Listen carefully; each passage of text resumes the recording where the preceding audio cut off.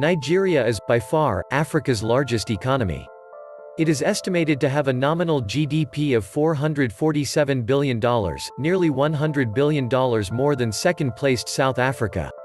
Billionaire investors such as Dangote have continued to invest in multiple industries, helping the country grow. His company is even building an oil refinery, and for that, he has decided to buy the world's largest regenerator, which was hauled to the site using a trailer with 300 tires. Nigeria has 190 million people, and 110 million of them are actively working to build this economy. Of course, it is Africa's largest oil producer. Despite all this, the economy of Nigeria is still smaller than the drugs and prostitution industry of the USA, which is valued at $512 billion to $805 billion. Different estimates have been made, but no matter which metric you choose, sex and drugs are big business in the US. Welcome to the Atlantis Report. Nigeria was once a major exporter of groundnuts, cocoa, rubber. Coffee grows in Nigeria as well as other cash crops. They were once the assembly hub for several car companies. Instead of making cars, they stopped altogether. They have rich territorial waters, but how many fishing trawlers? 0. That is right. All the ice fish sold are caught by foreign trawlers. Depending on oil alone is a disaster for Nigeria. Nigeria may have the largest economy in Africa, going by nominal GDP, but it has one of the largest populations in Africa too.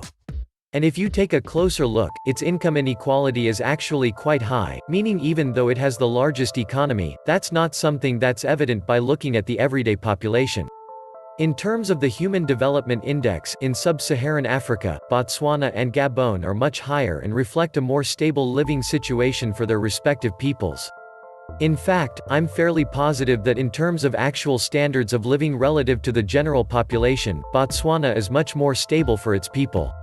So, in other words, it may not be as high as Nigeria's, but there isn't as much inequality among the population, if that makes sense. The Nigerian political class is very anti-trade. Nigeria's most significant export is a mineral product, crude oil. Their most significant import are the refined derivatives of crude oil. Nigeria is the sixth largest producer of crude oil in the world. Its oil industry generates over 95% of the country's foreign revenue, and about 80% of government revenue. The oil industry alone creates over 65,000 direct jobs in Nigeria and more than 250,000 jobs in non-direct employment. Those 315,000 jobs are per the rule, incredibly lucrative, the oil big boys, as they call them. The rest of the population, though, has to deal with negative effects, the most famous being the Dutch disease. The value of crude oil exports pushes up the value of the currency, making the country's other exports more expensive. That usually is the problem faced by all commodity exporters. Nigeria has a big problem with its leadership. I don't know why they seem always to choose leaders who are visionless and lousy. For example, Nigerian leaders have known from the very beginning that depending too much on a single commodity like oil is tantamount to putting all your eggs in one basket.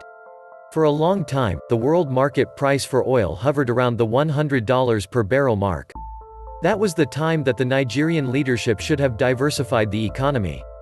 Nothing rises forever, so policymakers should have known that oil prices will eventually go down. Unfortunately, Nigerian leadership did not do anything to diversify the economy, so after 2015, when the oversupply of oil caused the collapse of world oil prices, Nigeria's economy followed suit. The discovery of crude oil in commercial quantity shortly after independence from Britain greatly encouraged corruption in what economists have identified as the curse of a resource. But hope is not lost.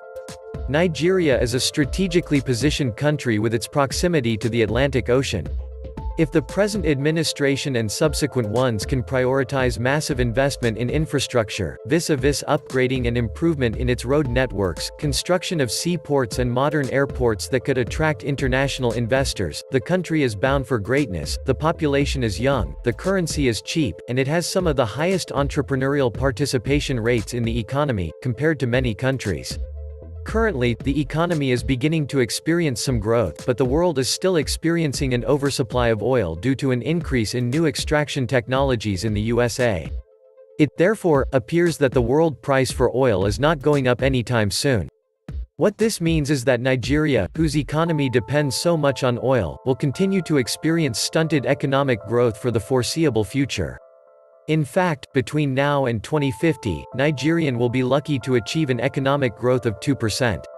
The sad part about all this is that Nigeria's economy alone forms 1/5 of Africa's economy. What this means is that even if the rest of Africa does well in terms of economic growth, an underperforming Nigerian economy alone is able to bring down the collective GDP of Africa to very low numbers. One major problem with African development in general and Nigeria, in particular, is that many Africans and their governments mistake the accumulation of Western goods for development. In other words, development is not dressing up in other people's clothing and imitating their ways. Nigeria and Africa, in general, should instead focus their attention on solving basic problems that do not require a lot of money to resolve. Solving many of these basic problems will automatically eliminate other bigger and costly problems. Some of these basic but critical problems include lack of street names and house numbers and addresses. If they cannot even locate people when looking for them, why will investors grant loans to people if the borrower can just disappear when it comes time to repay the loans, and you cannot find his street address to locate him? Another issue that can be solved easily and does not require too much money is relocating road vendors and passenger stations and putting them further away from busy roads. There is a whole lot of disturbance that goes on around these car stations and spill onto the roads, causing extra traffic jams.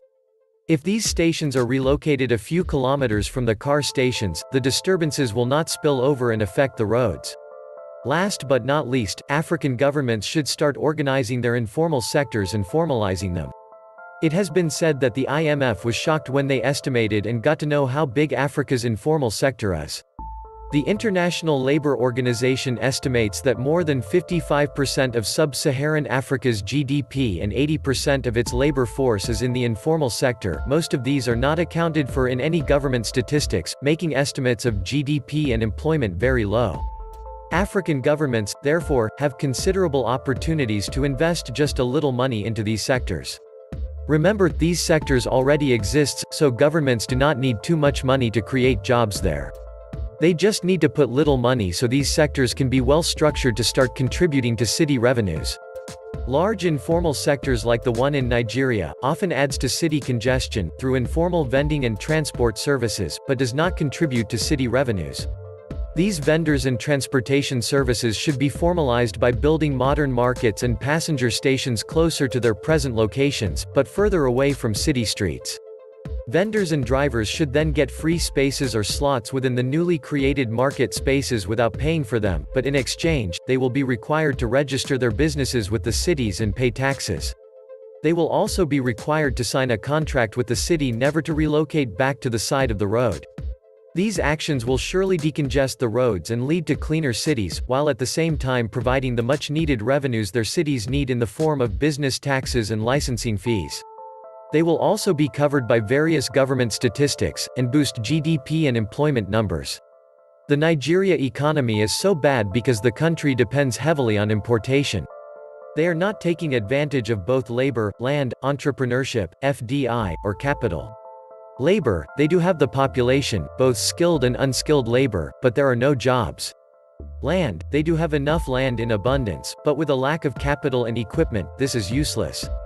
The land has a broad definition as a factor of production and can take on various forms, from agricultural land to commercial real estate to the resources available from a particular piece of land.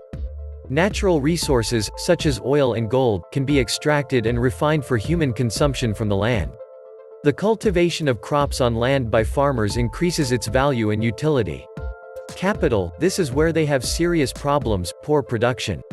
Examples are machines, tools, buildings, roads, bridges, raw material, trucks, factories, etc.